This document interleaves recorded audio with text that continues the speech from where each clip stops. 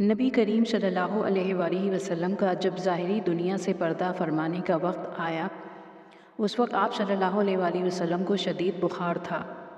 آپ صلی اللہ علیہ وآلہ وسلم نے حضرت بلال رضی اللہ تعالیٰ عنہ کو حکم دیا کہ مدینے میں اعلان کر دو کہ جس کسی کا حق مجھ پر ہو وہ مسجد نبوی میں آ کر اپنا حق لے لے۔ جب مدینے کے لوگوں نے یہ اعلان سنا تو آنکھوں میں آنسو آ گئے اور مدینہ میں کوہرام مچ گیا۔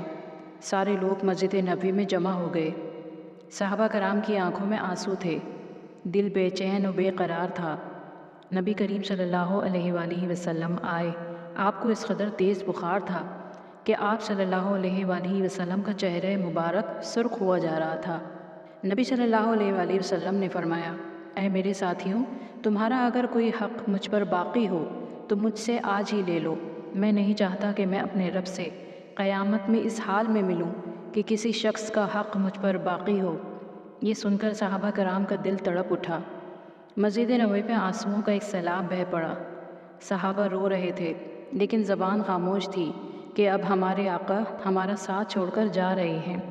اپنے اصحاب کی یہ حالت دیکھ کر آپ صلی اللہ علیہ وآلہ وسلم نے فرمایا، اے لوگو، ہر جاندار کو موت کا مزہ چکھنا ہے۔ میں جس مقصد کے تحت اس دنیا میں آیا تھا وہ پورا ہو گیا۔ ہم لوگ کل قیامت میں ملیں گے۔ ایک صحابی کھڑے ہوئے، روایتوں میں ان کا نام عکاشہ آتا ہے۔ عرض کیا، یا رسول اللہ صلی اللہ علیہ وآلہ وسلم، میرا حق آپ پر باقی ہے۔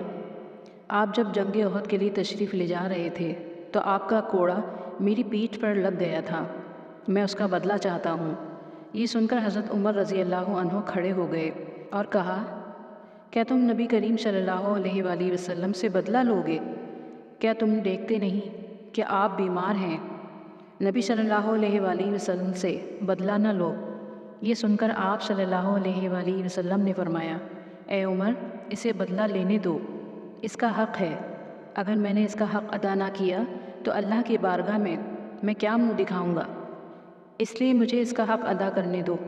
آپ نے کوڑا منگوایا اور حضرت عکاشہ کو دیا اور کہا کہ تم مجھے کوڑا مار کر اپنا بدلہ لے لو۔ حضرات صحابہ یہ منظر دیکھ کر بے تحاشا رو رہے تھے۔ حضرت عکاشہ نے کہا کہ اے اللہ کے رسول صلی اللہ علیہ وآلہ وسلم، میری ننگی پیٹھ پر آپ کا کوڑا لگا تھا۔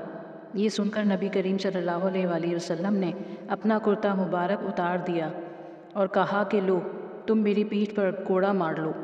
حضرت عکاشہ نے جب حضور صلی اللہ علیہ وآلہ وسلم کی پیٹھ مبارک کو دیکھا تو کوڑا چھوڑ کر جلدی سے آپ کی پیٹھ کو چوم لیا اور کہا، یا رسول اللہ صلی اللہ علیہ وآلہ وسلم، فدا کا ابی و امی، میری کیا مجال کہ میں آپ کو کوڑا ماروں۔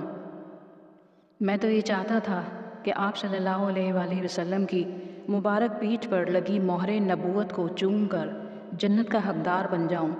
یہ سن کر آپ صلی اللہ علیہ وآلہ وسلم مسکرائے اور فرمایا، تم نے جنت واجب کر لی۔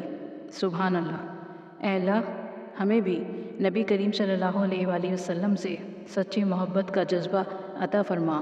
آمین۔